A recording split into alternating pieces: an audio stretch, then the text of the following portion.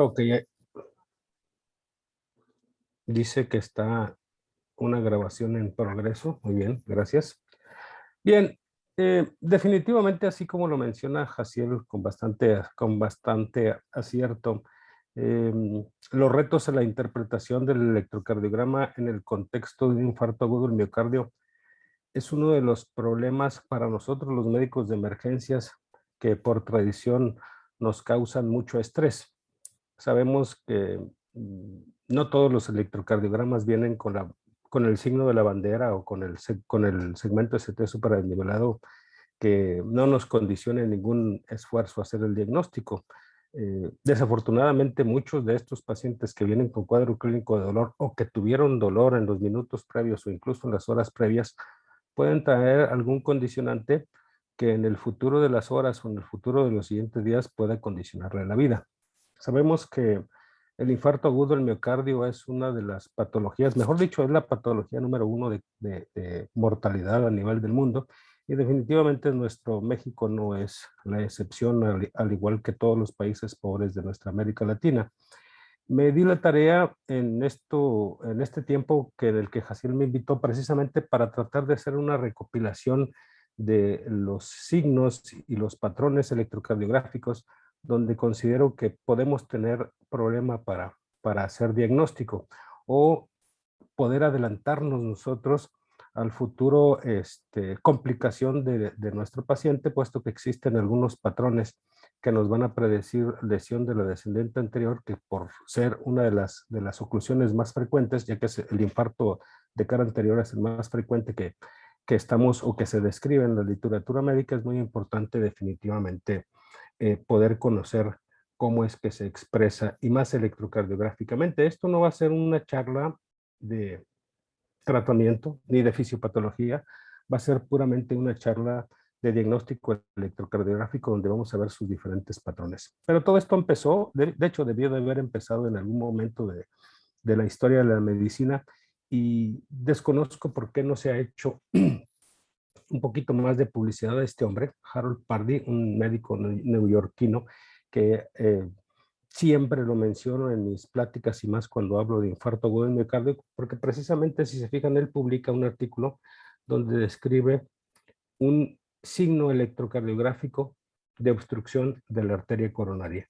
Y lo hace precisamente en esta revista, sí, de los archivos de medicina interna, de allá por 1920, como lo podemos ver aquí, y describe un caso report de un hombre de 38 años que tenía como antecedentes de tener sífilis o que había tenido sífilis a los 16 años, pero que en marzo de 3 años previos a la publicación, un día por la noche inicia con dolor en tórax, por lo que acude a un hospital, le toman este electrocardiograma que vemos ahí y 2 años, definitivamente en aquellos entonces el tratamiento era difícil, si es que existía, y 2 años sobrevive a la historia natural del infarto con elevación y 2 años posteriores cae muerto repentinamente sin saber el motivo. Entonces, siempre acompañado por dolor torácico, entonces tiene una muerte súbita y este electrocardiograma que vemos aquí, donde nada más vemos 3 derivaciones, que quiero suponer que ustedes ya saben que este es de 1, es de 2 y es de 3, donde vemos una franca corriente de lesión epicárdica, ¿sí?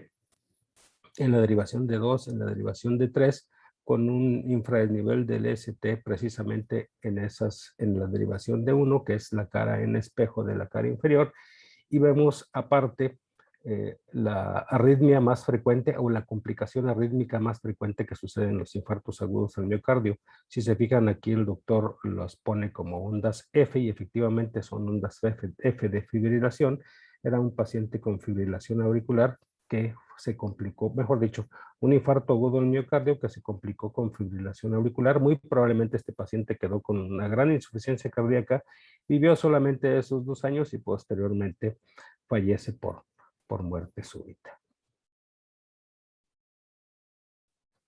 Durante el paso de los años, se hizo mucho énfasis con tratar, después de este tiempo, con tratar de definir precisamente cómo se iba a hacer para hacer el diagnóstico de infarto agudo del miocardio y cuáles eran las características que un paciente debiese reunir para poder hacer el diagnóstico, ya que el diagnóstico definitivamente era la clave fundamental del tratamiento y no puedo yo tratar algo donde todavía no tengo una estandarización de la definición.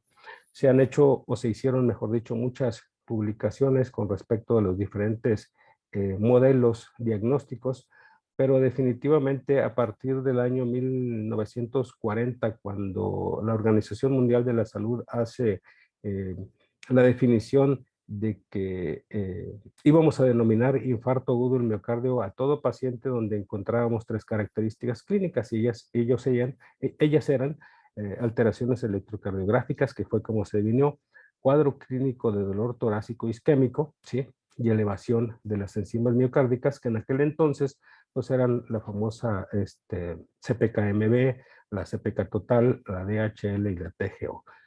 Con el paso del tiempo viene la tercera definición de infarto y ahora a partir del 2018 el mismo Christian Tigasen que formula la cuarta definición de infarto, en donde ellos predicen, o mejor dicho, definen al infarto agudo cuando se demuestra daño miocárdico con evidencia de isquemia miocárdica aguda. Esto es bien importante, ¿sí? Porque recuerden que podemos tener daño miocárdico por múltiples causas, pero va a ser de origen isquémico miocárdico solamente el infarto, ¿sí? Y esto lo vamos a demostrar o lo vamos a interpretar por la detección del aumento o la caída de los valores de la troponina, por al menos un valor por encima del límite superior de referencia de la percentil 99, siempre y cuando, ¿sí?, tengamos síntomas de isquemia miocárdica, o sea, dolor característico de isquemia, cambios isquémicos nuevos en el electrocardiograma, y de eso vamos a hablar ahorita un poquito más adelante, la aparición de ondas Q patológicas, ¿sí?, o la evidencia por imagen definitivamente de anomalías a nivel regional o anomalías en la motilidad del corazón con un patrón isquémico que podamos definirlo de esa manera, o definitivamente por angiografía la identificación de la oclusión o de un trombo o la presencia de un trombo por autopsia. Definitivamente llegar hasta este grado es lo que precisamente tratamos de no querer, de lo que no queremos, lo que nosotros habitualmente o esperamos encontrar en los primeros minutos después de la toma del electrocardiograma y la toma de la decisión es encontrar los signos de isquemia miocárdica definidos en el electrocardiograma con el cuadro clínico para nosotros poder dar el tratamiento. Pero sabemos que no solamente el infarto agudo del miocardio puede condicionar supradesnivel del segmento ST, y al rato hablaremos precisamente de cuáles son las características de este supradesnivel de ST. Sabemos que existen otras patologías que pueden condicionar incluso dolor torácico y que van a condicionar elevación del segmento ST. Y desde el 2003, este señor Wang hace una descripción, es un artículo que lo atesoro desde el 2003, cuando prácticamente desde que salió, porque me gustó mucho. Habla de esto y habla de otras características electrocardiográficas que son muy importantes para que nosotros podamos definirlas, pero lo que voy es que empieza a mencionar estos 6 tipos, ¿sí?, o estos 6 patrones donde vemos derivación V1, V2, V3 y luego se va a una de la cara inferior, que es la más importante, D2, para definir si este ascenso o descenso del ST pueda estar relacionado a otras patologías o definitivamente es un infarto agudo del miocardio. Y así tenemos estas 3 entidades, en ellas tenemos algunos infartos, pero con algunas alteraciones que me gustaría mucho que las vieran. Entonces se las voy a ir poniendo de una por uno, ¿sí? Vemos patrón de RS profunda, ¿sí? RS profunda, o el que no alcance a ver la R. Yo desde aquí no lo alcanzo a ver, pero se supone que aquí hay una pequeña onda R embrionaria, pero no se preocupen, puede ser incluso un QS, ¿sí? Definitivamente con ascenso del segmento ST que se alcanza a apreciar desde V2, incluso ya se ve en V3, ¿sí?, en los cambios que vamos a encontrar en los pacientes con hipertrofia ventricular izquierda. Definitivamente estos cambios pueden ser un poquito diferentes, ¿sí?, o pueden ser un poquito variables pero lo que tratamos de ver es que todos los pacientes que tienen hipertrofia ventricular izquierda, ya cuando esta hipertrofia es manifiesta electrocardiográficamente, vamos a ver supradesnivel del segmento ST en las derivaciones derechas, ¿sí? Y vamos a observar infradesnivel en las derivaciones izquierdas. Desafortunadamente aquí no nos ponen V5 y V6 porque no estamos hablando de hipertrofia ventricular izquierda. Lo que queremos demostrar es que la hipertrofia ventricular izquierda también es una manifestación de o de otra causa de elevación del segmento ST, como lo es también la imagen de bloqueo de derrame izquierda. Si se fijan, se parecen mucho. La diferencia en el bloqueo de rama izquierda es que nosotros alcanzamos a ver en D2 o en V5 y V6, que se veían muy parecidas a esta, se ven los patrones de QRS ensanchado, muchas veces con onda R en torre, pero definitivamente R con S profundas, anchas, siempre después de 120 milímetros, 120 milisegundos de ancho, para poder definir como un bloqueo completo de la rama izquierda de las de His, donde vamos a ver el trastorno, o mejor dicho, la onda T invertida al complejo mayor, que es un trastorno de la repolarización ventricular, y alcanzamos a ver definitivamente el ascenso del punto J, ¿sí? Que es muy marcado, y si se fijan es mucho más marcado que lo que vemos en la hipertrofia. Precisamente esta parte es lo que nos hace, o este trastorno de la conducción interventricular y de la despolarización como de la repolarización ventricular, hace que el diagnóstico de infarto agudo del miocardio en presencia de este bloqueo sea algo extremadamente difícil. Afortunadamente traigo 3 o 4 ejemplos donde vemos hipertrofia, mejor dicho, donde vemos bloqueo de rama izquierda en pacientes que tienen infarto agudo del miocardio. No son casos míos, no tengo, de hecho yo no me ha tocado tener ningún caso de este, pero son casos demostrados de otros colegas que pudieron demostrar este hecho, aparte de las referencias bibliográficas que definitivamente son novedosas, y hablaremos en un momento más de todas estas cosas. Otro signo, o mejor dicho, otra patología se llama pericarditis. Aquí, afortunadamente, podemos demostrar en estas 4 derivaciones que se trata de una pericarditis porque vemos un ascenso, ¿sí?, universal en prácticamente todas las derivaciones. Pero si ustedes me pusieran a mí nada más estas 2, les diría, bueno, aquí tenemos un ascenso, ¿sí?, del ST, que no es cóncavo, que es convexo y que prácticamente es del mismo tamaño que la onda T, y este es, mejor dicho, este es un ascenso ascendente del ST, así es como lo menciona la literatura. Podríamos pensar en un infarto agudo del miocardio de la cara anteroseptal, pero ya poniéndome la derivación de 2, que es una cara completamente diferente o es una cara completamente opuesta donde también está ascendido, pues entonces sí podemos pensar que tomamos a este electrocardiograma en la fase de ascenso del ST, ¿sí?, donde además vemos un infradesnivel en la derivación de 2 del PR, y deberíamos de ver un descenso del intervalo TP para poder completar el diagnóstico de pericarditis aguda. Pero bueno, con esto lo podemos hacer, y definitivamente y efectivamente pericarditis es otra de las causas de elevación del segmento ST que puede confundirse y se confunde muy frecuentemente con infarto agudo del miocardio. Otro son la hiperpotasemia. Definitivamente la alteración tan importante que condiciona el exceso de potasio a nivel celular y a nivel miocardio va a condicionar múltiples cambios en el electrocardiograma, en donde uno de los más precoces o más tempranos es el ascenso del ST en conjunto de una onda T picuda de base estrecha en torre Eiffel, lo mencionan muchos de los autores. Aquí la podemos ver en la derivación V3 y en la derivación D2, y un ascenso en las derivaciones derechas bastante importante, que se podrían confundir con un infarto anteroseptal bastante importante, que de hecho si nada más tuviésemos estas 2 derivaciones tendríamos que pensarlo, pero definitivamente ya con todo el electrocardiograma completo, con esta imagen nos podemos esperar al resultado de los exámenes de laboratorio, porque inequívocamente Esto se trata de una hiperpotasemia. No es la presentación más frecuente, pero bueno, puede suceder, ¿sí? Y definitivamente en el quinto puesto, ¿sí?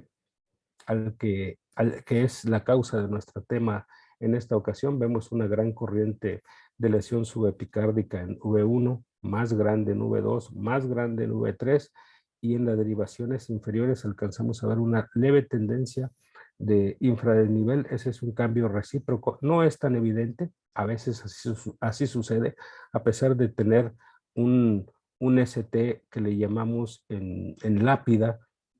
Precisamente se le da esa connotación porque ese ST ascendido, completamente convexo en lápida, es lo que define la gravedad de la oclusión total proximal de la arteria coronaria, de la arteria descendente anterior ramo de la coronaria izquierda. Entonces, no se les olvide esta imagen no es un infarto, ya a pesar de que estamos viendo presencia de onda Q aquí, no es un infarto evolucionado, es un infarto agudo que si yo veo este ascenso, debo de hacer todo porque el paciente, ya sea que se lleve a trombolisis o se lleve a ICP, lo más pronto posible si está en nuestra disposición. Y definitivamente otro, vemos un ascenso del ST aquí en V1, lo vemos aquí en V2, lo vemos en V3, que reúne el criterio, y lo vemos indiferente en la derivación de 2, pero vemos la imagen de QR, sí, imagen característica o una de las imágenes características de bloqueo de rama derecha, lo que nos hace al diagnóstico de infarto agudo del miocardio con elevación del segmento ST más bloqueo de rama derecha. Por ahí tengo otros ejemplos con el electrocardiograma completo, definitivamente algunos diferentes que este, pero debemos de aprender a ver cómo se observan los patrones, y va a ser la única manera de aprender a estar viendo y viendo y viendo todos los patrones para que sean cada vez más fácil identificarlos. Afortunadamente, en frecuencia no son tan frecuentes, los más frecuentes ahorita los veremos.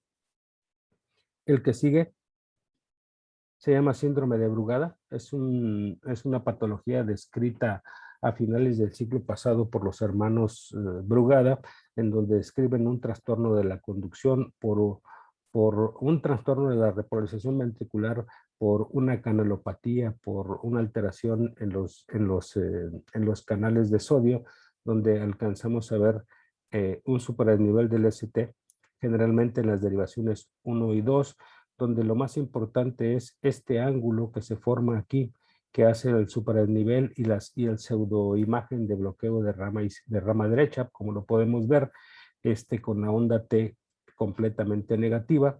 Existen dos tipos, el tipo 1 y el tipo 2, no vamos a hablar de esto. El tipo 1 es el que hace el diagnóstico, que se parecería mucho a esta imagen que vemos aquí. Entonces, esto se llama síndrome de Brugada, y es uno de los síndromes que se pueden simular o que pueden parecer un infarto con elevación del segmento ST. Como vemos, la definición convencional electrocardiográficamente en muchas de las ocasiones no es tan sencilla. Déjenme mover mi pantalla para acá para alcanzar. No lo voy a mover aquí donde no tengo nada. Para alcanzar a ver los diferentes electrocardiogramas. Este es un electrocardiograma donde vemos plano frontal, ¿sí? Vemos un descenso del ST, vemos un gran ascenso del ST en D2, en D3, más grande en 3 que en 2, y vemos en ABL infradesnivel del ST y ascenso del ST en ABF. Definitivamente es el cuadro más frecuente de lo que es o lo que representa un infarto con elevación del segmento ST de cara inferior, ¿sí? Con su variante o con su expresión recíproca o cambio en espejo mencionada en la derivación lateral alta, que es como se denomina. Podemos tener algunos otros casos como este, por ejemplo, donde solamente observamos, en todo el electrocardiograma, lo único que observábamos era un ascenso del ST en las derivaciones de 1 y ABL. Esta es la cara lateral, o es parte de la cara lateral del ventrículo derecho, lo que nos informa que la arteria responsable muy frecuentemente de este infarto, que es lateral, es la circunfleja rama de la coronaria izquierda. En esta otra columna alcanzamos a ver otra vez las tres derivaciones del plano frontal, o las tres bipolares de Einthoven, donde apenas alcanzamos a ver un infradesnivel del segmento ST y podemos observar un ascenso del punto J mayor de 1 milímetro, que es característica diagnóstica para poderlo hacer, y lo vemos aquí. Aquí podremos decir, bueno, esta elevación se ve un poco cóncava, pero cuando analizamos el resto del electrocardiograma y sus cambios recíprocos, como lo tenemos aquí, podemos definir francamente que esto es un infarto de cara inferior muy agudo y que apenas tiene unos minutos, ya que alcanzamos a ver unas ondas T muy amplias, muy grandes, de base ancha y de ramas simétricas que prácticamente son equiparables a la R del complejo QRS en estas dos derivaciones. Cuando nosotros vemos estas ondas T tan grandes, romas y de ramas simétricas, generalmente no nos vamos a equivocar. Esto es la fase más hiperaguda, ¿sí?, de un infarto en evolución. O sea, esto debe tener entre 30 y 40 minutos de evolución. No recuerdo si traigo el caso más adelante de este electrocardiograma para enseñárselos, pero vaya, sería cuestión nada más de que memorizaran un poquito este. Aquí tenemos otro caso, otro infarto inferior, donde alcanzamos a ver apenas una leve inversión, ¿sí?, del ST en D1, apenas un ascenso, ¿sí?, en D2, un ascenso en D3, pero recuerden que en estas derivaciones solamente necesitamos 1 milímetro, y si nosotros hiciéramos una ampliación, desgraciadamente no la traigo ampliada, podemos ver que ese ascenso del ST en la cara inferior, ¿sí?, es de más de 1 milímetro en el contexto de un paciente, que eso es algo lo que no se nos debe olvidar. El paciente debe de tener sintomatología o un equivalente sintomático de dolor torácico para poder definir que este paciente reúne los dos criterios para llevarlo a trombolisis o llevarlo a angioplastía o hacer una recanalización de esa arteria vaya. En el último ejemplo, si se fijan en su V1, de un V1 a V6, podemos observar en V1 un leve o un discreto ascenso del punto J, que no es diagnóstico definitivamente, pero en V2 sí, vean, este es el punto J, vean la gran onda T de las mismas características que esta, ¿sí?, grande, pero ya aquí ya un ascenso más importante del punto J. A pesar de que es un ascenso y lo podríamos considerar como un ascenso cóncavo, ¿sí?, en compañía de signos clínicos, como lo vemos aquí, y el resto del electrocardiograma, y con esta imagen podemos definir que esto es un infarto anteroseptal o anterior, ¿sí?, bastante bien definitivo. Pero siempre es problemático, ¿sí? Por eso me di a la tarea, de hecho, me di a la tarea de ver las posibles morfologías que pudieran sugerirnos, y bien, definitivamente esto viene en la literatura.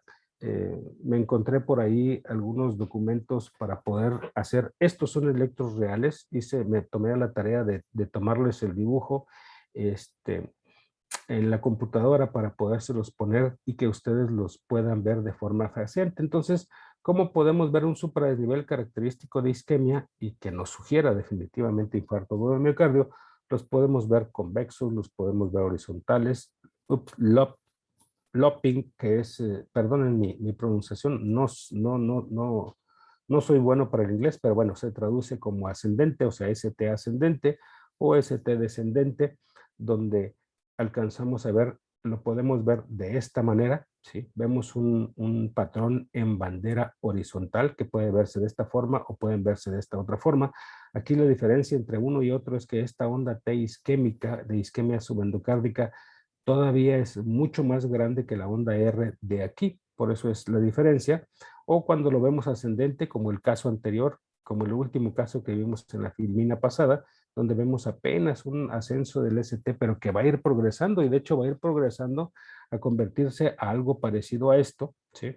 Nada más que son derivaciones definitivamente diferentes y su expresión va a ser diferente, pero sigue siendo ascendente, o como en otro caso de otro paciente con un D2, donde vemos un ascenso del ST muy importante, O podemos encontrar la combinación de horizontal y descendente, por ejemplo, como sería este el caso. Vemos aquí una pequeña rampa, pero que va descendiendo y con tendencia a tener negativización de la onda T y presencia ya de ondas Q.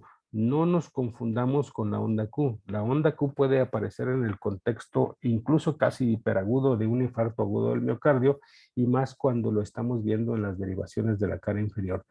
Eh, en las derivaciones de la cara inferior, muchas veces la onda T, la onda Q, perdón, de necrosis aparece eh, de 2 a 3 horas del inicio de los síntomas. Entonces, de 2 a 3 horas, un paciente con supradnivel del segmento ST todavía es un infarto que podemos considerar hiperagudo, donde podemos nosotros manejar al paciente. Otro en las derivaciones de V3 en adelante, que es el patrón descendente del ST, lo podemos, o cuando existe, por ejemplo, en V1 y V2, un bloqueo de rama derecha, podemos observarlo de esta manera, donde lo vemos descendente, pero el punto J sigue estando supradesnivelado y su posición es esta, ¿sí? Entonces es importante definitivamente siempre hacer la sospecha de todo esto. Y el más común, o el que todos quisiéramos ver, que es el convexo, ¿no? Lo podemos ver dependiendo de la evolución. Ahorita hablaremos un poquito de la evolución.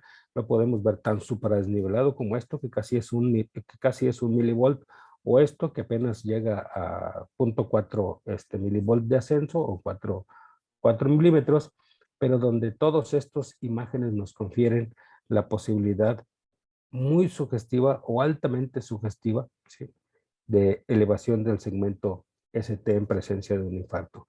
Otras morfologías que definitivamente son variantes de la normalidad y que, a pesar de también tener ascenso del ST, ¿sí?, pero cuya característica es que este ascenso y la rama ascendente de la onda T es completamente cóncavo, ¿sí?, nos hacen pensar que estas características no son isquémicas, aun cuando se tratara de un hombre. Generalmente son hombres jóvenes, entre, no sé, 15 y 20 y tantos o 30 y tantos años de edad, que llegan por estrés laboral, o que llegan porque se pelearon con la novia y efectivamente traen dolor torácico, pero muchas veces por otra etiología, por dolor costocondral. Y yo veo esto. Definitivamente mi obligación es dejarlo en observación unas horas para demostrar efectivamente que esto es parte de su patrón normal, y ahorita veremos qué tenemos que hacer cuando tenemos un cuadro en el que por electrocardiograma no podemos definir. Pero ahora de lo que vamos a hablar es de los patrones evolutivos. También me tomé a la tarea de hacerles los dibujitos estos. Son diferentes electrocardiogramas, pero traté de ponerlos en los sitios donde un mismo caso iría evolucionando. Lo mismo aquí en el plano frontal. Bueno, este no, este sí es de un artículo se llama Infarto agudo del miocardio. Ay, bueno, no recuerdo ahorita, se me iba a poner la referencia, no lo puse, también es viejito, como del 2003 también, que si mal no me acuerdo, pero lo que quiero que veamos es cómo vamos a definir a un paciente con supradesnivel del segmento ST con un infarto en las precordiales y en el plano frontal. ¿Y por qué le estoy poniendo las precordiales V2 y V3? Porque definitivamente, si ustedes recuerdan el criterio definitorio de infarto agudo del miocardio, en estas dos derivaciones es donde más problemas vamos a tener para poder observar un infarto. ¿Por qué? Porque necesitamos un mayor supradesnivel, ¿sí?, y porque los cambios morfológicos que ese supradesnivel hace precisamente al juntarse al complejo QRS y desaparecer el segmento ST, o ascenderse el segmento ST hasta combinarse con la rampa ascendente de la onda T, es lo que lo hace definitivamente más complejo. Pero si nosotros viéramos, por ejemplo, vamos a suponer que todas estas derivaciones o son V2 o son V3. Como les comento, son diferentes electrocardiogramas, pero la evolución es la que trato que ustedes vean.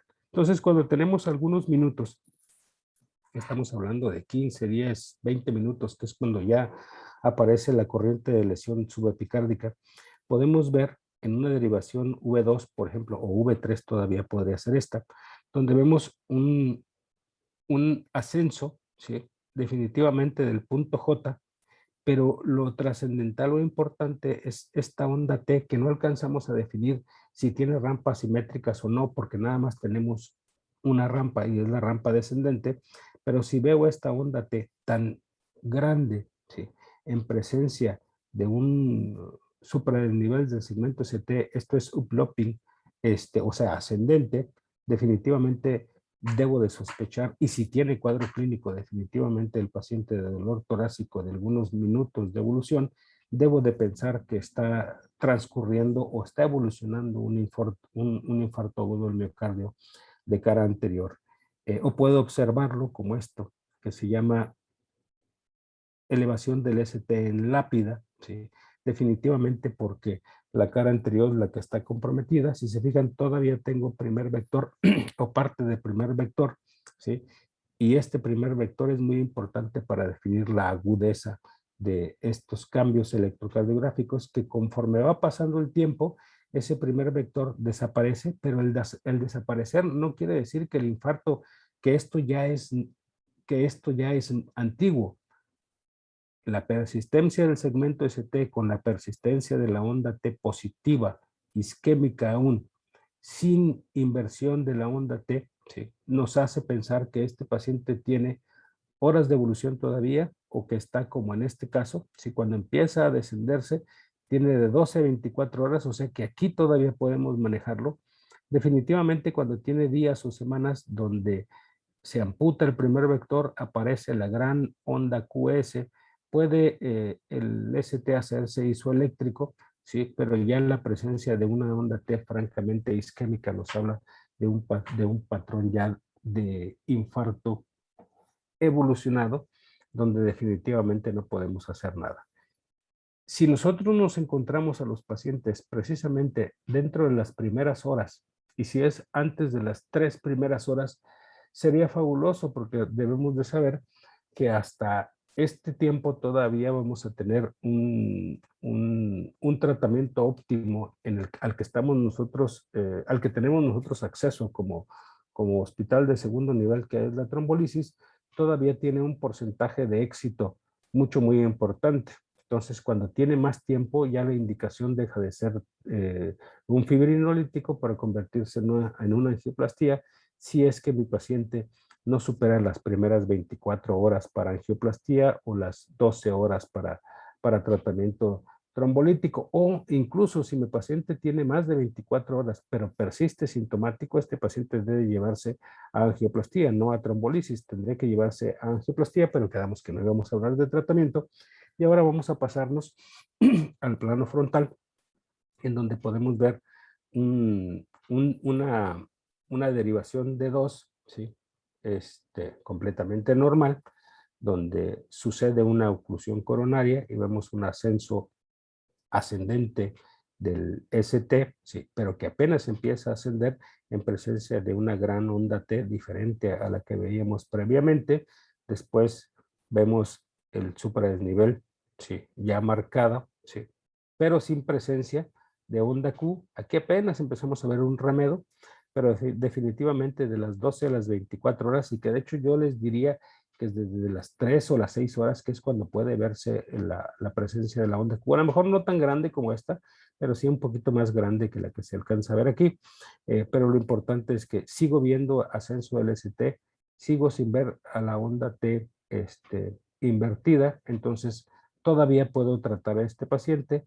Al cabo de las semanas o de los días, puedo ver onda Q, descenso o el ST se hace isoeléctrico nuevamente, y persistencia de la isquemia subepicárdica residual me dice que esto ya es viejo, o definitivamente si yo lo único que alcanzo a observar es la onda Q de necrosis con una onda T positiva, es un infarto que ya está establecido, siempre y cuando los veamos en dos derivaciones continuas, ¿verdad? Pero ahorita veremos las características. Nos dice que este infarto ya es evolucionado y definitivamente muy viejo. Y aquí vamos a entrar, les voy a dar un adelanto de lo que es importante y muy relevante para nosotros, y son 2 patrones. De hecho, me faltó un tercero. Se los voy a mencionar, pero no alcancé a conseguir las imágenes. son los patrones de equivalencia. Definitivamente equivalencia es decir que es un infarto, pero no lo es, entonces ya nos metemos en problemas, ¿verdad? Porque según la definición, este patrón de infradesnivel del segmento ST que les voy a explicar más adelante en las filminas, fue publicado por primera vez por Winter, Robert Winter, si mal no recuerdo, en el 2018, donde él definía pacientes con dolor torácico, así como lo vemos en el fondo de la pantalla, ¿sí? Pero donde nosotros no veíamos un infradesnivel en ninguna cara, sino que lo que alcanzamos a ver era un infradesnivel del segmento ST, ¿sí?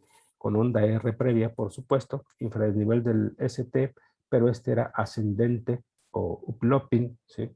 Donde podíamos ver una gran onda T isquémica, ¿sí?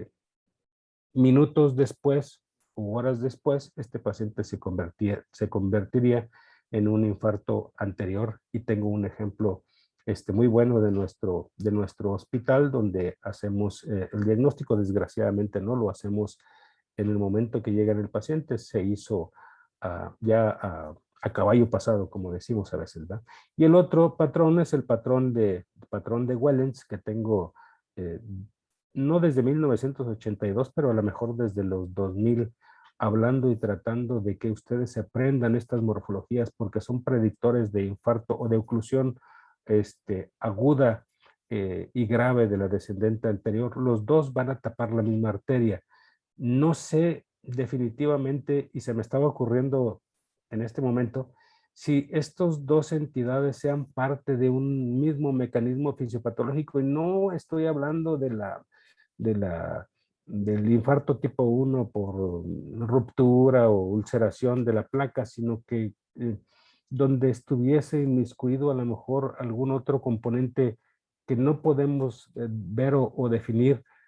Yo sé que no se parecen ninguno de los dos patrones, pero prácticamente los dos son equivalentes de infarto, porque van a hacer que la arteria descendente anterior muy proximal se ocluya y condiciona sí, choque cardiogénico y muerte en los pacientes cuando se presenta, y se parece más al infarto agudo que no definimos o que no podemos ver en el electrocardiograma, porque no aprendemos a ver esta inversión del segmento ST, pero ahorita les voy a enseñar otro caso. Entonces, Wellens en el 82 describe al tipo 1 o A y al tipo 2 o B, en donde define un ST isoeléctrico definitivamente con presencia de onda R previa. Es muy importante la onda R previa, donde vemos una onda T bimodal o en dos partes, ¿sí? Con un componente positivo y un componente negativo, ¿sí? Si nosotros vemos esto en las derivaciones de V2 a V6, es un signo o es signo de Wellens, y debemos de predecir que este paciente pueda tener en el futuro, ¿sí? Ahorita veremos un caso más adelante de hecho del artículo original donde nos lo demuestra. Y el tipo 2 es definitivamente una inversión simétrica de la onda T, que es de hecho la más común. Esta, no sé por qué se llama tipo 2 porque esta es la más común, a lo mejor porque es la que menos vemos, ¿sí? Y la que más se diagnostica definitivamente es esta, porque es completamente diferente, y ahorita veremos. Creo que traigo uno o dos ejemplos, si mal no recuerdo. Pero bueno, esa es la adelantadita con respecto a los, eh, a los equivalentes de infarto agudo del miocardio. Pero para hablar de todo esto debemos de saber que las obstrucciones de las arterias coronarias se van a presentar en diferentes sitios. Sabemos que tenemos dos arterias, que tenemos una izquierda, una derecha, donde la más frecuente que se obstruye es una de las ramas de la izquierda. Si este es el tronco coronario izquierdo, sería la descendente anterior izquierda.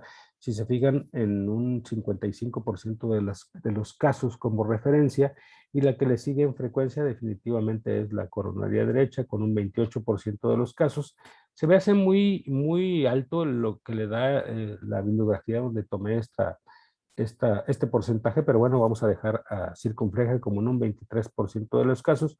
Normalmente no es lo más frecuente, aunque sí traigo algunos casos aquí de la circunfleja.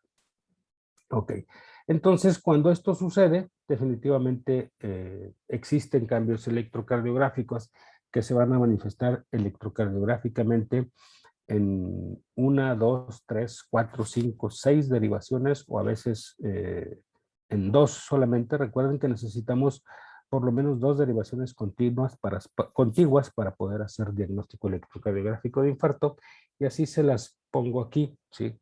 Si nosotros tenemos nuestro electrocardiograma de 2 derivaciones y tomamos la derivación de 1, ABL, V5 y V6, en estas caras, digo, en estas 4 derivaciones demostramos la cara lateral o la completa del ventrículo derecho, del ventrículo izquierdo, perdón. Recuerden que estamos hablando del ventrículo izquierdo cuando hablamos de infarto agudo del miocardio. El ventrículo derecho es otra historia, ¿sí? Y se necesitan otras derivaciones especiales para demostrarlo, aunque a veces las oclusiones de la arteria descendente de la coronaria derecha, que se expresa como cara inferior, va a ser de 2, de 3 y ABF, nos pueden hacer sospechar de infarto del ventrículo derecho, pero en este caso, sí, sería la coronaria derecha la que en mayor porcentaje interviene en la expresión del infarto del ventrículo derecho. Así entonces, para continuar con las de la circulación izquierda, la cara anteroseptal, que es V1 y V2, y la cara anterior, descrita nada más como V3 y V4, y una derivación que siempre se pasa por alto, ¿sí? Que se llama ABR. ABR es una de las derivaciones que nos puede alertar de uno de los equivalentes de infarto más graves de todos, ¿sí? Que es la oclusión del tronco coronario izquierdo. Cuando el tronco coronario izquierdo se ocluye, una de las características más importantes es el ascenso del punto J o del segmento ST en la derivación ABR, ¿sí? En conjunto de elevación del punto J en V1 y, mejor dicho, inversión de el punto J y el ST en el resto de las derivaciones. Cuando nosotros vemos ese patrón, definitivamente estamos viendo uno de los equivalentes de infarto que tienen peor pronóstico, puesto que júrenlo, cuando ustedes ven esto en un paciente que tuvo o tiene dolor torácico, lo que sigue en las próximas horas es que ese paciente les haga choque cardíaco y se muera, porque así es como le sucede a estos pacientes. Sí, algo parecido de lo que sucede con el síndrome o el patrón de Winters, que un rato más hablaremos.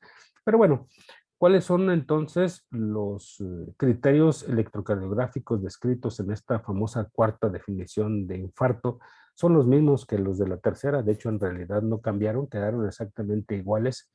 Desde mi muy particular punto de vista, que no cuenta definitivamente, se troponizó mucho el diagnóstico de infarto, pero afortunadamente dentro de los criterios electrocardiográficos siguen siendo mm, útiles y siguen siendo todavía vigentes estos cambios. Entonces, vamos a decir, perdón, que tenemos un infarto agudo del miocardio electrocardiográficamente cuando vamos a encontrar una elevación del punto J en 2 derivaciones que sean de la misma cara, siempre y cuando cumplan estos puntos de corte. Y los puntos de corte son son los que estamos viendo aquí, ¿sí? En todas las derivaciones o en cualquier derivación, una elevación del ST igual o superior a 1 milímetro. Y ese es el punto más sencillo. Bueno, y a lo mejor aquí les faltó las derivaciones especiales, pero más al rato hablaremos de ellas. Con respecto a este supranivel del segmento ST, va a ser de 1 milímetro en todas las derivaciones, a excepción de V1, perdón, V2 y V3, por lo que ya platicábamos en las filminas anteriores, donde el punto de corte va a ser un hombre menor de 40 años. Vamos a definirlo con una elevación de 2.5 milímetros o 0.25 milivolts, ¿sí? Igual o superior, en hombres mayores de 40 años, 2 milímetros, y definitivamente si son mujeres, ¿sí? De cualquier edad, es como lo define el artículo, una elevación del ST de 1.5 milímetros. Única y exclusivamente en las derivaciones V2 y V3, que es como les dije desde el principio, que es donde en un momento dado podemos llegar a tener problemas. Así podemos ver, por ejemplo, este electrocardiograma de emergencias médicas, y es de emergencias médicas porque ellos son los que generalmente traen este electrocardiograma de un monitor desfibrilador que se llama LIPAC 12, al cual tuve la oportunidad de registrar muchos electrocardiogramas como este. Son bastante buenos y de hecho, si se fijan, aquí nos está diciendo ya, sin confirmar, ¿sí? Cumple los criterios de infarto agudo del miocardio con elevación del segmento ST, ¿sí? Y luego aquí les dice dónde está la posible cara y las otras comorbilidades que el paciente tiene y que es nuestra obligación definitivamente corregir si es que no existe. Lo que alcanzamos a ver es un supranivel discreto en V1, bastante importante en V2, como en V3, como en V4, como en V5, y luego posteriormente en V6 está normal. El resto de la cara lateral del ventrículo la vemos normal y característicamente no vemos cambios recíprocos de esta cara anterior en la cara inferior. Si yo no veo cambios recíprocos, no quiere decir que este paciente me quede duda de que el paciente tiene un infarto con elevación del segmento ST, siempre y cuando esté acompañado de clínica de dolor torácica sugestiva de ella. Definitivamente con este electrocardiograma no cabe la menor duda de que este paciente está intercurriendo en un infarto con elevación del segmento ST y yo creo que nadie tendría duda de ellas. Y si se fijan en la literatura se han publicado definitivamente muchos infartos y de hecho parecido a este o hiperagudo. Cuando hablamos de hiperagudo estamos hablando dentro de los primeros 60 minutos de inicio de los síntomas y los cambios que vamos a ver van a depender de cada uno de los pacientes y del área o la arteria comprometida. En este caso tenemos nuevamente una circulación izquierda por descendente anterior. Si se fijan, tengo en V1 hasta V5 una corriente de lesión subepicárdica, ¿sí? Que es bastante aguda con ondas T muy altas y un punto J muy supradesnivelado, pero que aquí característicamente en la cara opuesta, que es la inferior, sí alcanzo a ver un infradesnivel del segmento ST, ¿sí? Bastante claro, que definitivamente me confirma lo que estoy sospechando, ¿sí? Y que este paciente tiene un trombo con una oclusión total, ¿sí? De la arteria descendente anterior, que por como la veo aquí, debe ser bastante alta y va a condicionar un problema muy importante. Por eso es importante dar tratamiento y que el tratamiento sea lo más precoz posible. Recuerden que tenemos 10 minutos para tomarle un electrocardiograma a un paciente. En esos 10 minutos, ¿sí? Está incluido el diagnóstico que tenemos que hacer y empezar el abordaje. Bien, vamos a empezar entonces, déjenme ver tiempo. Ay, ya me comí una hora. Jaciel, tengo una hora y me faltan todos los casos clínicos. No, maestro, adelante, adelante. Desgraciadamente, yo siempre me prendo con esto y apenas voy como a la mitad de la plática, entonces me van a disculpar, eh, pero me falta mucho todavía de la plática y me gustaría compartir con ustedes estos casos clínicos. De hecho, los van a ver los médicos residentes. Le he quitado los nombres definitivamente. Este caso es un caso que yo viví en el 2014, de un paciente, ahorita se los voy a explicar. Eh, entonces, es un paciente masculino de 55 años, referido de la clínica 7 por dolor precordial. Si se fijan, su único antecedente era hipertenso de 9 años y diabético también de 9 años, sin ninguna otra comorbilidad referida, y que inició un día previo a las 16 horas con dolor torácico, el cual se trata con diclofenaco, mejora la molestia, se va a casa y nuevamente el dolor, aquí llegó con nosotros a las 10 de la mañana y el dolor reinicia de mismas características, pero mucho más importante a las 4 de la mañana, por lo que acude nuevamente a valoración. A su ingreso encontramos neurológicamente estable, hemodinámicamente con tendencia leve a hipertensión, pero pero bastante bien, y respiratorio saturando el 98%, campos pulmonares limpios sin ningún otro problema, el resto de los signos vitales, como los ven, bastante normales. Este es nuestro primer electrocardiograma, ¿sí? Donde alcanzamos a ver un electrocardiograma real, que es lo que yo quiero que ustedes puedan entender. Tomarle muchas veces un electrocardiograma a un paciente que le duele el pecho, que está angustiado, que siente que se va a morir o que está sudoroso, ¿sí? A veces no es tan sencillo, por eso a veces podemos tener muchos artefactos que pueden ser de movimiento o de contacto, o de movimiento, como vemos estas líneas basales ahí descalibradas, pero lo importante es que nosotros podamos predecir que aquí está sucediendo algo y lo que está sucediendo es grave.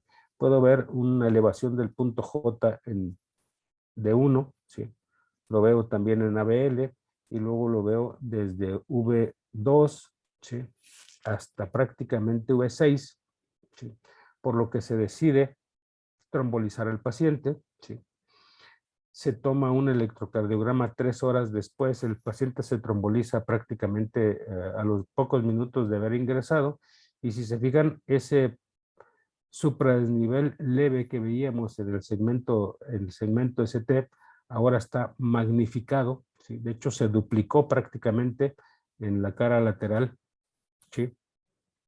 En la cara, y ahora se extendió a toda la cara, estaba respetado V6 y ahora está comprometido toda la cara anterior. Esto se convierte en un infarto anterior extenso, ¿sí? Que no responde a tratamiento fibrinolítico, y precisamente pongo este electrocardiograma para que ustedes tomen conciencia de que no todo es trombolizar al paciente, pero también muchas veces no todo es angioplastía. Y me refiero a no todo es angioplastía por esa necesidad que tenemos a veces como médicos externos, de que llega un paciente con supranivel del segmento ST y probablemente trae un infarto, de presentarlo. No digo que esté mal, está bien, siempre y cuando estemos en tiempo y forma. Si yo tengo las posibilidades de mandar a mi paciente a angioplastía dentro de los límites de tiempo que las guías nos dicen, está perfecto. Pero cuando yo ya sé que no tengo ambulancia, que no tengo al familiar o cualquier otro pretexto que me prolongue ese tiempo de isquemia, recuerden que ese tiempo de isquemia prolongado en el que yo no estoy tomando la decisión de trombolizar a mi paciente va en contra de las células miocárdicas de mi paciente. Y eso es algo que quisiera que todos los médicos externos y ustedes como residentes tengan en cuenta. No es malo trombolizar a los pacientes. De hecho, si estamos dentro de las primeras 3 horas y no tengo la posibilidad de mandar antes de los 120 minutos, que es lo que las guías nos describen, o que llegue o que se esté haciendo la intervención percutánea en el hospital 34, tengo que trombolizar al paciente, ¿sí? En este caso, este paciente se hizo lo que se tenía que hacer, se trombolizó prácticamente desde el momento que llegó. Sí, no recuerdo exactamente la evolución, pero sí fue antes de los 30 minutos de haber llegado el paciente con nosotros, que es lo que la guía nos dice. El asunto es que este paciente no reperfundió, ¿sí? Entonces, si se fijan, nosotros dejamos como diagnóstico un Zika con elevación del segmento ST de la cara anterior extensa, tenía todavía un Kimball 1 con TIMI 4, diabetes e hipertensión en descontrol.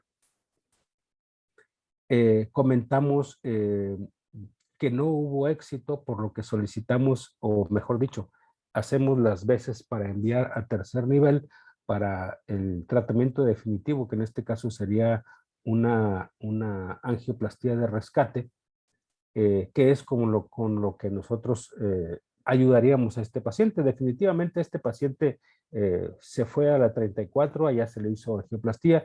Desconozco ya más qué sucedió con el paciente, pero sí lo recuerdo perfectamente bien porque fue un paciente que me tocó a mí con la doctora García, ya hace algunos años, como R3.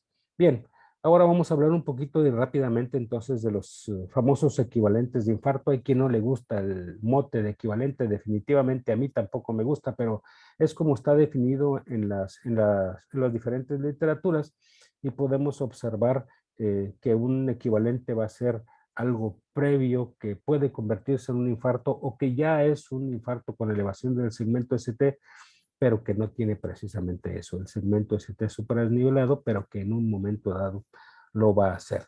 Y aquí tenemos el caso clínico, ¿sí?, de un hombre de 63 años que acude por dolor torácico, fíjense, característicamente acude por dolor torácico, que no tiene antecedentes de enfermedades más que una cardiopatía isquémica por un infarto previo en el 2016. No me acuerdo cuál fue la fecha de ingreso, pero creo que eran 2 o 3 años antes del ingreso con nosotros, y al cual tuvo una revascularización coronaria y no sabemos qué arteria fue.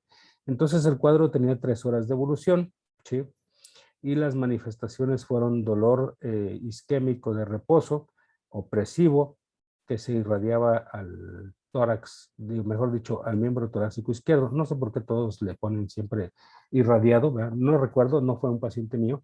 De más de 2 horas de evolución, que se acompaña de descarga adrenérgica, motivo por el que acude a la clínica 36 y después lo envían con nosotros, llega con TEA normal, ¿sí? Y luego esta descripción del electrocardiograma es el del final, no el inicial de la clínica familiar, entonces por eso vamos a darle continuar y vean este electrocardiograma. ¿Ustedes ven algún ascenso del ST en alguna de estas 12 derivaciones? Este es el electrocardiograma que nos mandaron de la clínica 7, ¿sí? Y lo único que teníamos era, si se fijan, aquí está la fecha, 15 de marzo del 2017. Lo único que teníamos era un paciente con dolor torácico con descarga adrenérgica, o sea, un dolor torácico sugestivo de isquemia miocárdica aguda completamente, ¿va? Y el antecedente de haber tenido ya un problema cardíaco o un Zika previo. Bien, vean lo que vemos aquí. Vemos un ritmo sinusal, vemos una imagen de bloqueo de rama derecha, ¿sí?, bastante importante, pero en las derivaciones del plano frontal nada más que observar, pero definitivamente desde V2 hasta V5, bueno, y en V6 está muy movida, pero no se alcanza a ver, alcanzamos a ver un descenso del ST, ¿ya lo vieron dónde está? El punto J está infradesnivelado en relación al basal, ¿sí? Tiene más de 1 milímetro de infradesnivel, pero tampoco alcanzo a ver ST, sino que el ST está muy ascendido rápido y se convierte rápidamente en la rampa ascendente de la onda T. Cuadro característico de uno de los equivalentes que vamos a hablar ahorita, ¿sí?, y se los voy a explicar con el mismo caso más adelante. 3 horas después el paciente llega con nosotros y la descripción del electrocardiograma que vemos es esta precisamente, donde alcanzamos a ver, ¿sí?, en D1 un patrón de horizontalización del eje eléctrico, ondas T mal definidas, vemos aquí un leve infranivel del ST en las derivaciones del plano frontal, pero si se fijan, persiste el bloqueo de rama o la imagen de bloqueo de rama, pero ya aquí vemos un ascenso muy importante del punto J, ¿sí?, y con ondas T invertidas, con presencia de amputación del primer vector o ausencia del primer vector en presencia de ST supradesnivelado, lo que nos hacía pensar que esto pudiera ser algo ya establecido, pero según la evolución, y si nosotros nos vamos a los tiempos, este electrocardiograma, aquel fue tomado un poquito antes de las 6 y este es casi a las 8 de la mañana, o sea, 3 horas después, y vean los cambios. Esto no es un cambio que yo les haya descrito, esto parece un electrocardiograma que ya tiene de 12 a más de 24 horas de evolución, como si fuera un infarto ya establecido, ¿sí?, electrocardiográficamente, pero el paciente aquí estaba sintomático y precisamente eso es lo que hace la diferencia de todo esto. El paciente estaba sintomático y de hecho este paciente hace choque cardiogénico y fallece. Fallece en las siguientes 8 horas posteriores, ¿sí? No alcanzamos o no se alcanzó, no es un paciente que yo haya visto, pero no se alcanzó a mandar al 34 por inestabilidad. De hecho, este paciente se intuba en el turno de la mañana, ¿sí?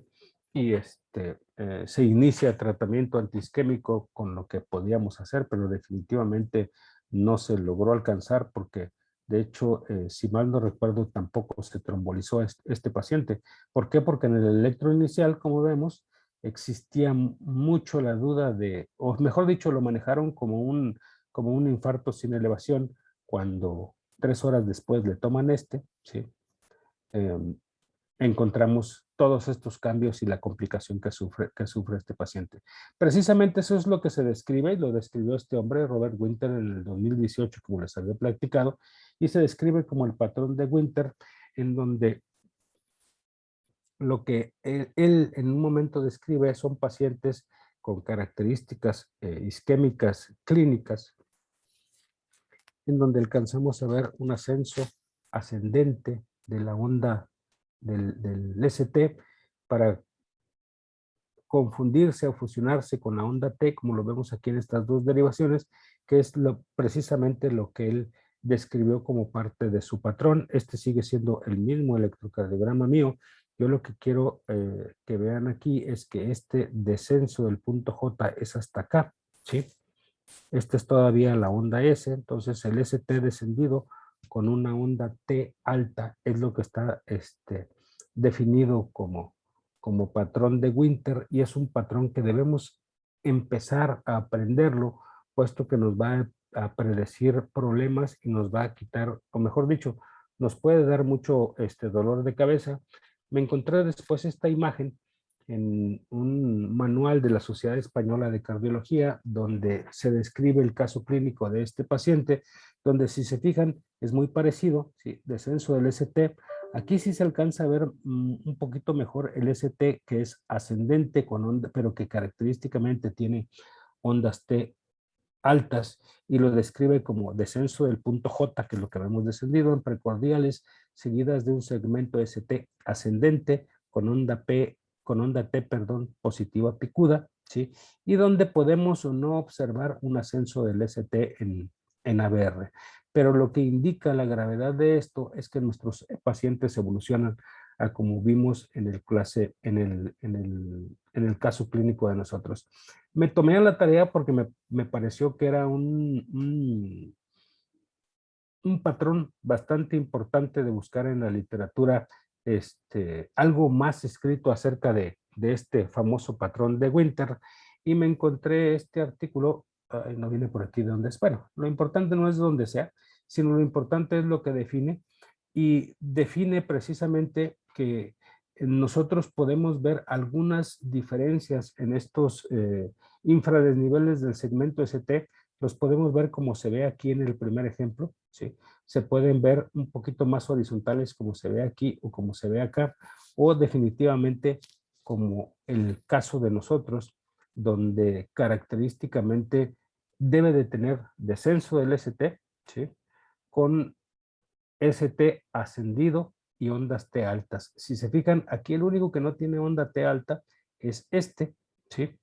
Pero también lo catalogaron como Winter. Definitivamente cualquiera de los cuatro casos son morfologías de distribución de la depresión del punto J o del ST, que es lo que definitivamente estamos buscando.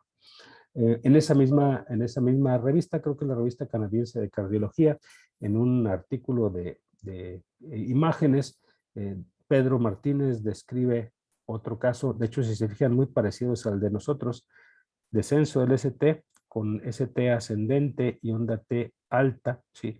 Donde la observamos mejor aquí en S3, y definitivamente en V4 y en V5 alcanzamos a ver bien el patrón que ellos demuestran por una oclusión total de la arteria descendente anterior, demostrada aquí por, por angiografía coronaria, y que es como definen a estos pacientes.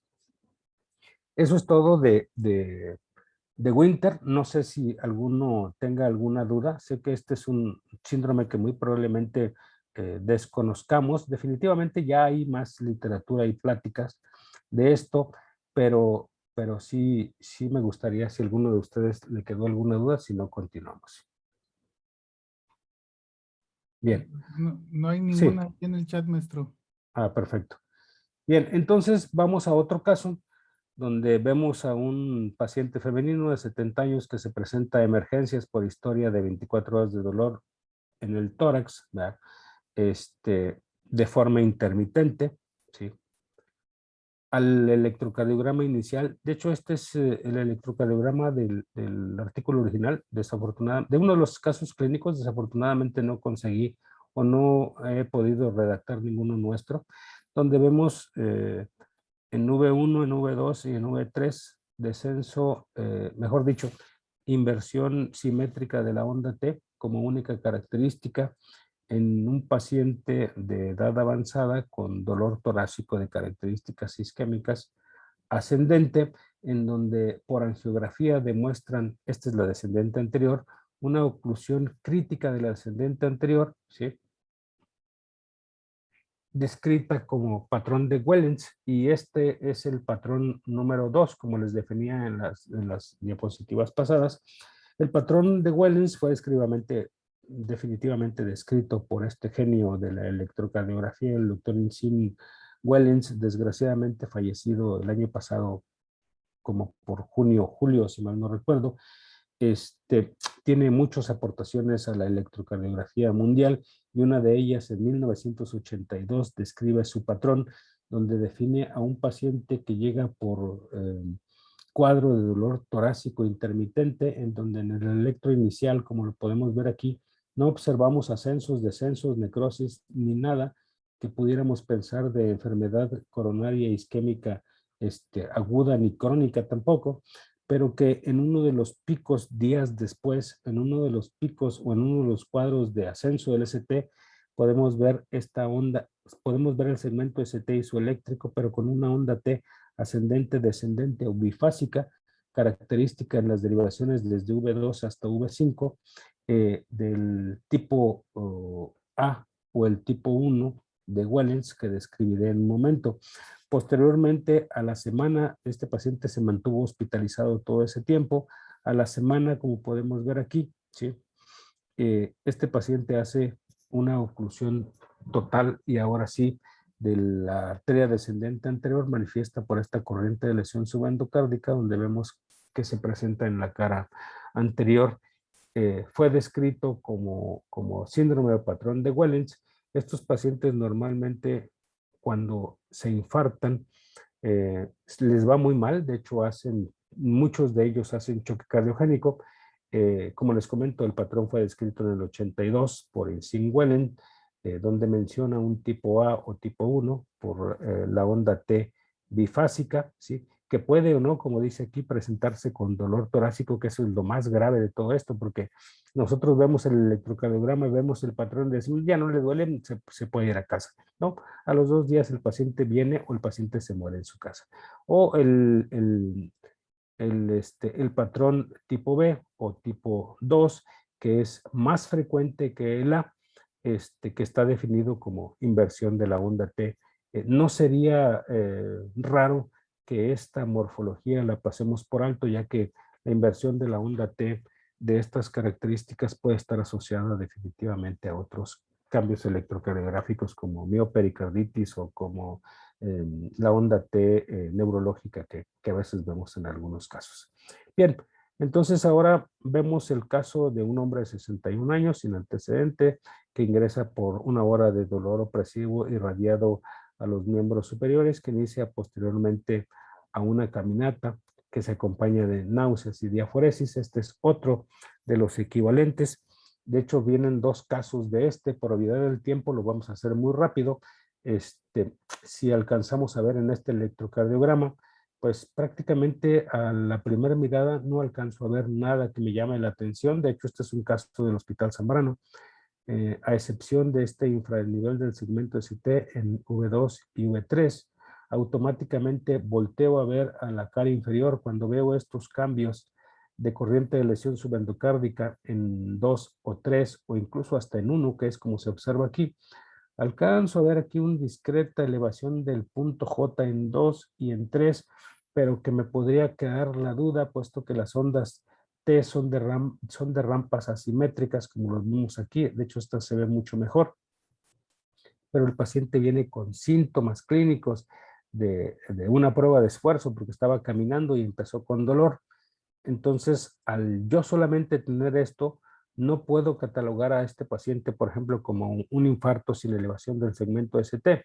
Lo que debo de hacer son derivaciones complementarias. Ah, bueno, esta era la ampliación. Vean, si vemos un supradesnivel de 1 milímetro, ¿sí? En la cara inferior, definitivamente. Y en las derivaciones precordiales, definitivamente alcanzamos a ver el infranivel del segmento ST y podemos diagnosticar presuntamente algo que se llama infarto inferobasal, antes conocido como infarto posterior. El infarto posterior no existe, olvídenselo de su cabeza. No existe una cara posterior del corazón, es infarto inferobasal. Y las características electrocardiográficas, que si se fijan no las cumple del todo, son ondas R altas en V1, V2 o V3. Si se fijan, tengo ondas R nada más, no están altas, ¿sí? Pero lo característico más importante de todo esto es el infranivel del segmento ST para poder definirlo.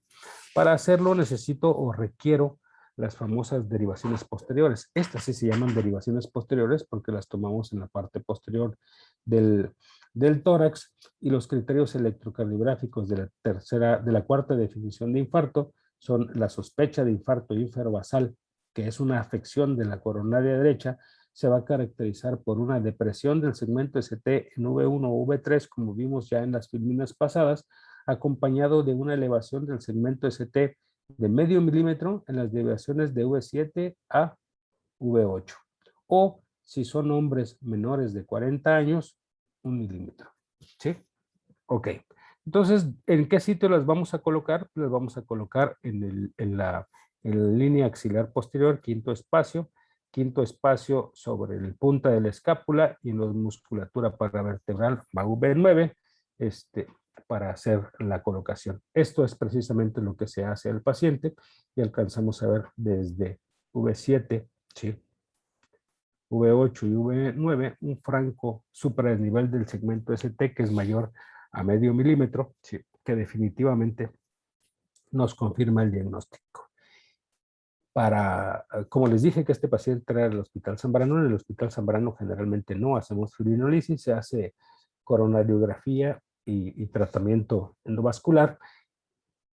Vemos en la imagen una oclusión del 100%, ¿sí?, de la arteria circunfleja, acompañada de una oclusión del 90% de la descendente anterior, que definitivamente, de hecho aquí se los puse en fijo, en la descendente anterior, que no está dando ninguna manifestación, ¿sí?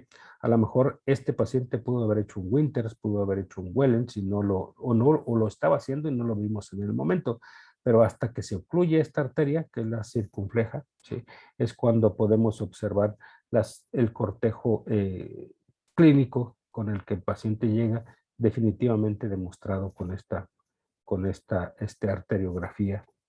Se resuelven las dos con una colocación de un doble stent. De aquí está el stent, como lo pueden ver, ¿sí?, aquí en la circunfleja y en la descendente anterior, ¿sí?, con un flujo bastante importante. Si mal no recuerdo, creo que reportaron un flujo TIMI 3 de este caso. El diagnóstico al final fue un infarto agudo del miocardio inferior e inferobasal. Prácticamente es la misma cara. Si se fijan, la arteria circunfleja, cuando es larga como esa que vimos, puede dar irrigación a los dos. Vamos por otro caso. De hecho, es un caso muy parecido. Este es un caso completamente mío. El caso anterior es de la doctora Ángeles Hernández del Zambrano. Ella fue la que me avisó y por eso pude recopilar todos estos datos. A ella le tocó, no me tocó a mí, pero este sí es mío. Vean, tenemos el caso, sí, la bolsita de chicharrones precisamente para los que nos encantan los chicharroncitos de las Ramos. Va. No hay manera de mandarte unos allá donde estás, Jaciel, estás muy lejos, pero bueno, ya te tocará regresarte por acá para que Al rato, maestro, al continúes. rato. Entonces es un femenino de 71 años con historia de 6 a 8 horas de evolución por dolor retroesternal y epigástrico posterior a ingesta copiosa. Pues nada más se comió 3 taquitos de chicharrones de las Ramos, entonces yo no sé dónde está lo copioso. Pero bueno, le toman el electrocardiograma, el dolor era de 6 horas de evolución, ¿sí? Generalmente aquí me hubiera gustado interactuar con ustedes, pero por obviedad de tiempo lo voy a hacer rápido, ¿sí? Nos llama la atención esta corriente de lesión en la cara inferior, ¿sí? Nos llama la atención este descenso en ABR, nos llama la atención este descenso en V2, en V3, ¿sí? Pero lo que más me llamó la atención a mí, ¿sí? Si ustedes no lo están viendo, es este ascenso, ¿sí? Del ST en D1. Sería muy difícil, ¿sí? Que yo tuviera un ascenso en la derivación inferior y que también tuviera un ascenso en D1. No digo que sea imposible, ¿sí? Pero se me hace muy difícil. ¿Por qué? Porque tendría que observarse este ascenso en D1 también en ABL. Pero ya vieron ABL cómo está. ABL está negativo, con onda P negativa y onda T negativa. Entonces, volteo a ver a la onda P de D1 y veo que característicamente esa onda P también está negativa. Con eso, sí, y ver que D2 es mayor que D3, cuando normalmente no es así, cuando estamos hablando de que el infarto es responsable de la coronaria derecha, pero bueno, vamos a ver que aquí no es la coronaria derecha lo responsable, sino que aquí ya tengo dos retos diagnósticos. Hacer el diagnóstico, que bueno, ya lo hice, es un infarto inferior, ya lo vieron, no se me dificulta por este trastorno que estamos viendo hacer el diagnóstico de infarto inferior, no tengo problema, pero sí me causa mucho revuelo esta imagen. Entonces, si yo esta imagen la volteo, ¿sí? Se va a quedar como una onda R alta, ¿sí? Y un descenso LST, o sea, parecido a esta, ¿sí? Y si yo a esta la pongo en ABL, entonces ABL, ¿sí? Y D1 de la misma morfología ya me encajan a que sean los cambios recíprocos de, perdónenme, estaba apuntando en la pantalla como si fuera touch, que sean los cambios recíprocos precisamente de esta derivación. Si ABR está positivo, ¿sí? Quiere decir que aquí estamos ante la inversión de los cables de brazo izquierdo por brazo derecho, ¿sí? Que fue lo que condicionó electro fue tomado por un nuevo mes, nuevo interno, nuevo residente, o un marzo, puede ser, ¿verdad? Donde se intercurrió en este error. Definitivamente desafío diagnóstico para todos nosotros, ¿verdad? Porque aquí lo que queríamos ver era el infarto, pero bueno, tenemos que estar describiendo esto. Grábense estas imágenes. Cuando vean ondas P negativas en D1 y en ABL, ¿sí? Algo está sucediendo, y positivas en ABR, es que están intercambiados. Entonces, si yo paso a esta derivación, a ABL y a esta para arriba, arreglo el problema, y a esta nada más le doy una vuelta así en espejo hacia arriba, y ya queda exactamente igual que esta. Entonces, esto es un infarto de cara inferior, pero donde evidentemente aquí sí tengo ondas R altas en V3, en V2 y V3, por lo que este paciente, de hecho continuó este paciente con el mismo error, véanlo, ¿sí? No sé por qué no se le corrigió, de hecho este electro yo me lo encontré, pero al tomarle las derivaciones B7, B8 y B9, vean, ¿sí? Tengo un supranivel del ST en 7, 8 y en 4 y 5 derechas, ¿sí? Entonces quiere decir que este paciente tiene un infarto de ventrículo derecho, tiene un infarto inferior y tiene un infarto de cara dorsal. O sea, prácticamente toda su arteria coronaria, ¿sí? Muy probablemente circunfleja, grande, está tomada, lo que está condicionando estas alteraciones. Entonces, esto es uno de los casos que a veces se nos puede pasar, ¿sí? Afortunadamente para nosotros el infarto basal, que antes conocíamos como infarto posterior, generalmente siempre va acompañado de infarto de cara inferior, pero muchas veces puede llegar a ser puro, y cuando es puro no lo alcanzamos a ver y lo tratamos como un infarto sin elevación por los cambios recíprocos que vemos en la derivación V1 y V2. Bien, de hecho nada más tengo el electrocardiograma de este caso. Se los voy a describir de forma rápida, ¿sí? Para fines prácticos, lo que alcanzo a ver así a grosso modo, sí es un RSR, un patrón trifásico en D1, acompañado de una onda S ancha en V6 y V5, con un patrón trifásico RSR en ABR, y un complejo QRS ancho. Me describe lo que nosotros conocemos como bloqueo de rama derecha, definitivamente. Aparte tiene el eje eléctrico desviado hacia la derecha, entonces prácticamente tengo el diagnóstico en la mano. Pero, ¿qué otra cosa estoy viendo aquí? ¿Sí? Si yo me pongo y le pongo atención, ¿sí? Vean este punto J en D2, vean este punto J en D3 y vean este punto J en ABF. Está francamente supradesnivelado. Este paciente, no lo conozco, debió de haber llegado por un dolor torácico, ¿sí? Donde ya sea que esto sea un bloqueo de rama previo preexistente, porque si es un bloqueo de rama derecha, que es una complicación de un infarto inferior, ¿sí? Que de hecho lo raro es que sea inferior, porque normalmente esta rama le irriga la descendente anterior, entonces lo más probable es que esto sea un cambio previo. Pero si hubiera sido un cambio en conjunto, ¿sí?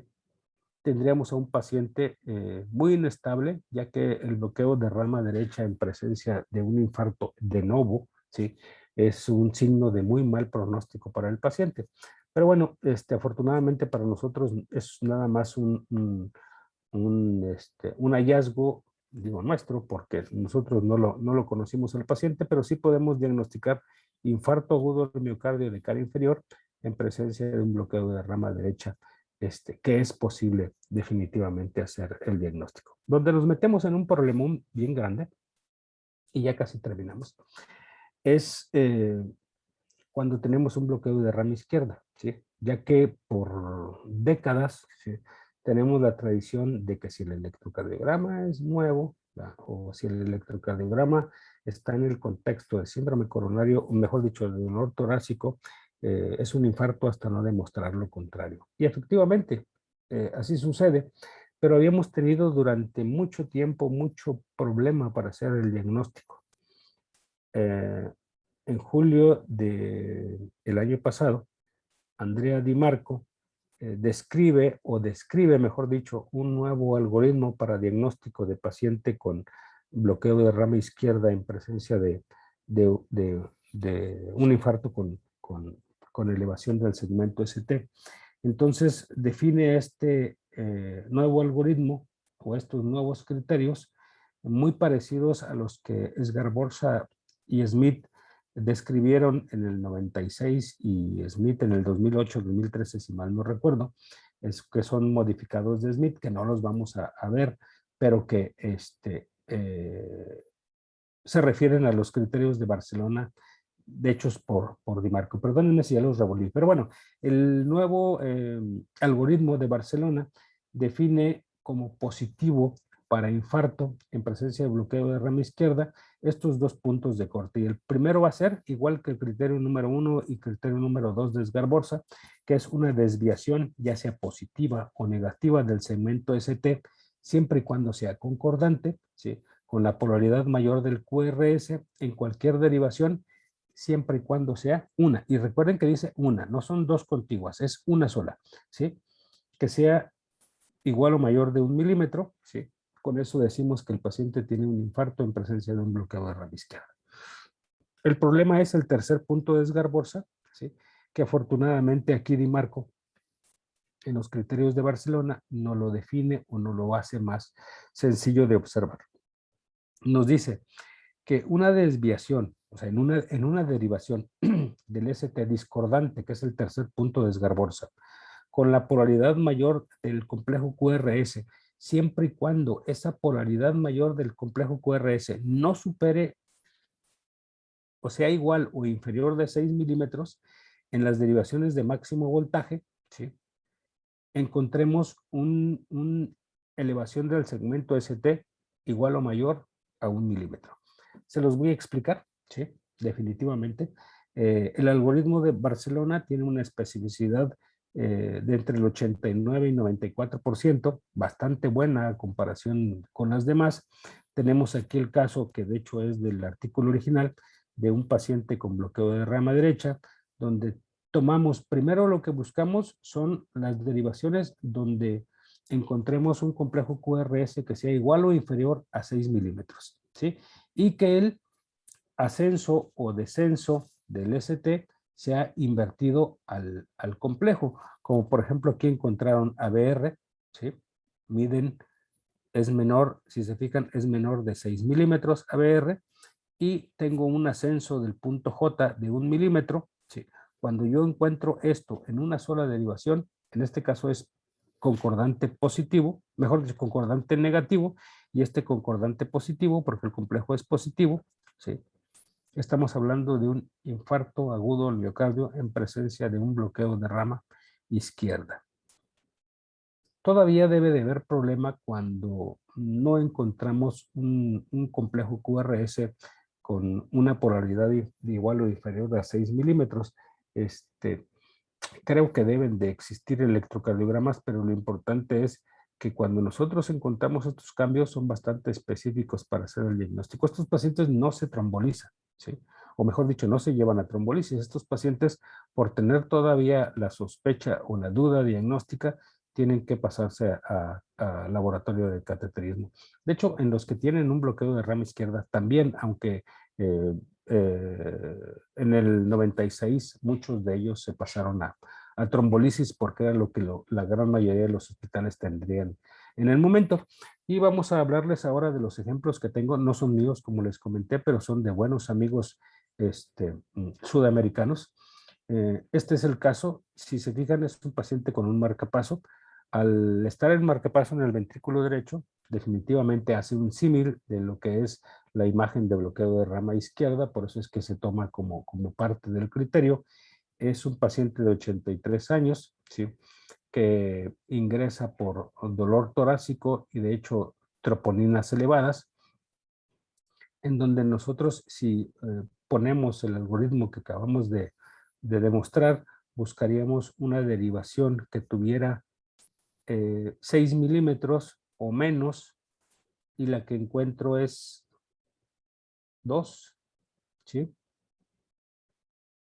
Y al hacerle una línea sobre el ST, ¿sí? Hasta el máximo de la onda R o la S, dependiendo de cuál sea la onda, va a ser menor de 6 milímetros, entonces cumple el primer criterio, y el segundo sería que tiene un ascenso del punto J igual o superior a 1 milímetro. Este paciente tiene un infarto en presencia de un bloqueo de rama izquierda.